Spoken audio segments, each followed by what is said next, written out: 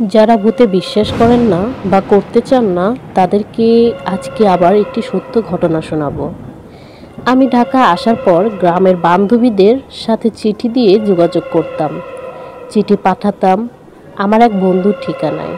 ওই সব চিঠি বান্ধবীদের কাছে পৌঁছাইয়া দিত। তখন আমাদের এলাকায় মোবাইলে ভালো নেটওয়ার্ক পাওয়া যেত না। যে একজনের মোবাইল ছিল তারা গাছের মগডালে উঠে নেটওয়ার্ক খুঁজত। একবার হলো কি, আমি একটা চিঠি পাঠাইলাম ওই বন্ধুর ঠিকানায়। আগে থেকে হিসেব করে রাখতাম চিঠি কবে গিয়ে পৌঁছাবে। তো সেদিন চিঠি পৌঁছানোর কথা, তার আগের দিন সন্ধ্যায় আমার বন্ধু ঢাকা এসে ফোন করলো। আমি তো ঢাকা, মাথায় যেন কেউ হাতুড়ি দিয়ে বাড়ি মারল। এলাকায় আমার যে শত্রু কার হাতে পড়ে যায়, আর শালার পিয়নও হলো এলাকার।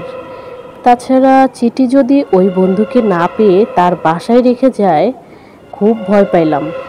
সিদ্ধান্ত নিলাম রাত্রেই বাড়িতে যাব। মহাখালী থেকে ময়মনসিংহের বাস পেলাম। ময়মনসিংহ যেতে যেতে রাত 1টা। হালুয়াঘাটের কোনো বাস না পেয়ে শেষে হালুয়াঘাটগামী একটি ট্রাকে উঠে পড়লাম। যখন নাগলার নামলাম তখন রাত 2টা।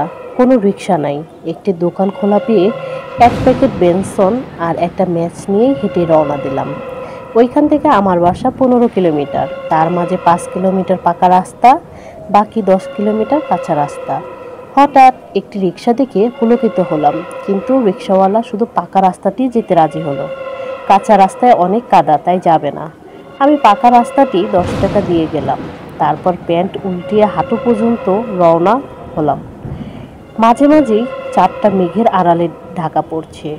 তখন চারিদিকে অন্ধকার হয়ে যায়। মনে হচ্ছে এই বুঝি চাঁদটাকে কোনো দৈত্য তাড়িয়ে নিয়ে গেছে।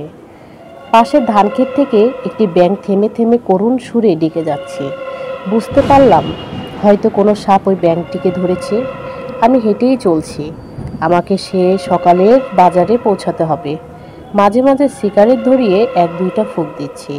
আসলে সিগারেট খাওয়ার চেয়ে হাতে সিগারেটের আগুন রাখাই মুখ্য উদ্দেশ্য। দূর থেকে 2টি শিয়াল দেখতে পেলাম। আমাকে দেখে যেন অবাক হয়ে গেছে। কাছে যেতেই এক দৌড়ে পাশের ধান খেতে মিলিয়ে গেল। আমাদের ইউনিয়নে ঢুকে পড়লাম। আর মাত্র 4.5 কিলোমিটার।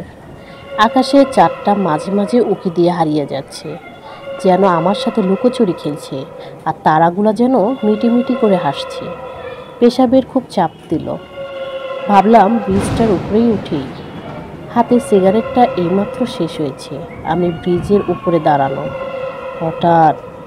হঠাৎ ব্রিজের নিচ থেকে একটি মেয়ের হাসি শোনা গেল। আমি তো অবাক। ভাবলাম নিশ্চয়ই কেউ ওইখানে। এই ভেবে চিন্তা করলাম দেখে আসি কে ওইখানে।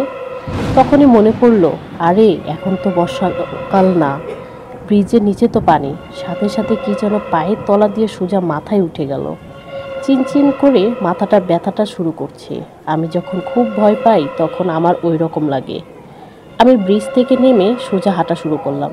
দাঁড়াও, পেছনে তাকিয়ে দেখি ঠিক ব্রিজের মাঝখানে একটি মেয়ে, শাড়ি পরা যুবতী মেয়ে দাঁড়িয়ে আছে। আমাকে তুমি চেনো না? চমকে উঠলাম। দেখি অর্পণা। ভালো করে তাকালাম। এখন কিন্তু আর অর্পণা মনে হচ্ছে না। অর্পণার কথা খুব মনে পড়ে গেল। আমি বললাম, না চিনি না, তুমি আমারে লইয়া যাও। আমি আপনাকে কোথায় নিয়ে যাব? ভয়ঙ্কর সে চিৎকার শুরু করলো, যেন কানের পর্দা ছিঁড়ে যাবে। আমি দৌড় দিলাম। চিৎকার যেন বেড়েই চলছে। পানিতে ঝাঁপ দেওয়ার শব্দ শোনা গেল। আমি পিছনে তাকাবার সাহস পেলাম না।